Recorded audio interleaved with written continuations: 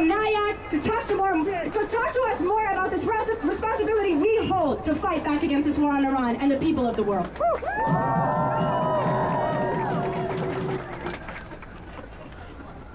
No kings, no ice, no war.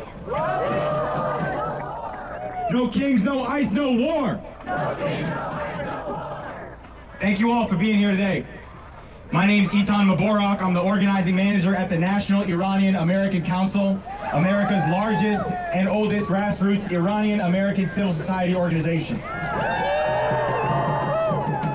My father's lineage, going back generations, is buried in Hamadan, Iran, one of the oldest places on earth.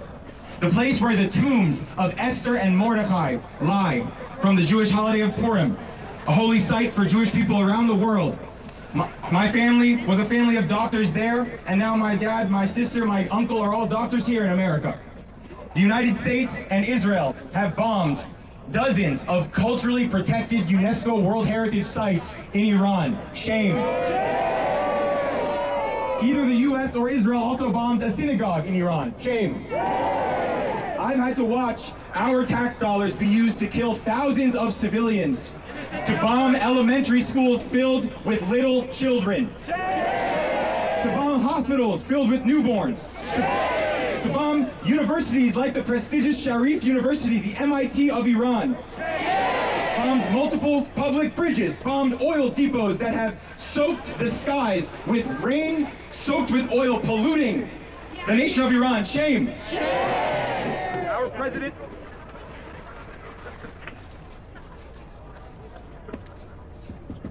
All right, we good. Our president, Donald Trump, has made some of the most horrific genocidal statements in American history. Secretary of Defense turned Secretary of War Crimes, Hegseth, has openly endorsed war crimes, calling for no quarter, calling for no rules of engagement from a government podium, and making a mockery of himself and our country. Shame. He made a mockery of himself in front of a congressional hearing this week. You should all go watch it. It was a shame. I'm here today because May Day is a workers' day, a people's day. And it's ordinary people like us, organized, normal people like us, who are going to save this country.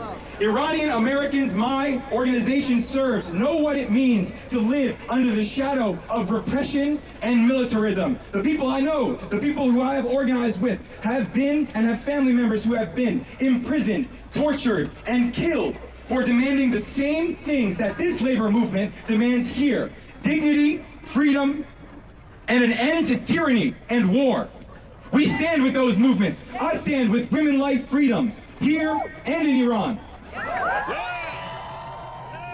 But none of the warmongers who still support this even care to mention the Iranian people's movements anymore. Let's name some of those warmongers. Let's name Donald Trump. Let's name AIPAC. Let's name Nufti, the monarchist lobby. Let's name FDD, the Foundation for Defense of Democracies. All warmongers, pro-war lobbies that have lied and have used the trauma of the Iranian people to sell us into a war, lying that it was a rescue mission. This was never about freeing the Iranian people. Look at Narges Mohammadi, a Nobel Peace Prize laureate. She spent years of her life inside Iranian prisons for the crime of fighting for women's rights and human dignity. She is now in need of urgent medical attention, and the same warmongers who lied us into this war about being a rescue mission couldn't care less. Iranian labor leaders and political prisoners have sacrificed more for the freedom of ordinary Iranians than every warmonger in Washington and Tel Aviv combined. And what have 60 days of bombs brought them? Did they open up cell doors? No. Bombs kill people. They don't free people. They haven't freed Iranian political prisoners. They don't help Iranian people. Last June, Israel bombed Evin prison itself, a facility holding the very dissidents and activists who are the future of civil Iran. And those bombs killed 100 people in that prison. This is not liberation. This war was never about liberation. And Trump and Hegseth know it. They were lied into this war and are now caught in an escalation trap that they have lost control over. They went into this illegal, unwinnable war with no plan, and every escalation they take makes the next one more likely. Every civilian that is killed creates the condition for more violence. This war machine runs on arrogance, it runs on impunity, and it runs on the political cowardice of our elected officials who refuse to stop it.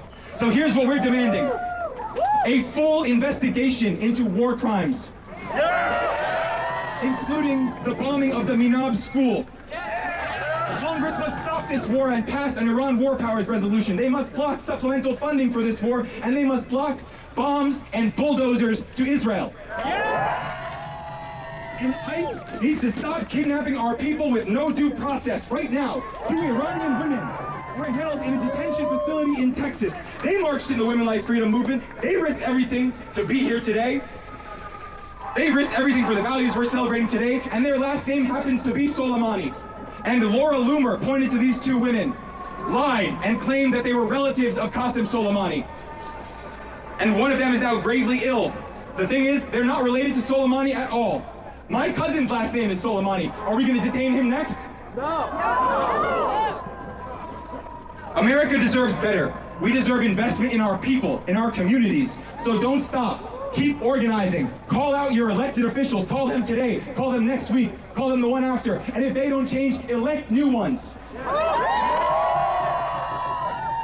And the last thing, don't let this march be the last time you organize this month. Join an organization. Join your community. Stand with your neighbors. Together, we can bring down this ridiculous, illegal, stupid, unwinnable war of choice. Yes! Because the labor movement here and the labor movements in Iran did not build themselves up by asking politely. Iranian Americans did not survive everything we have survived just to give up. So keep going. I stand in solidarity with you and the people everywhere who are choosing right now to show humanity. Thank you.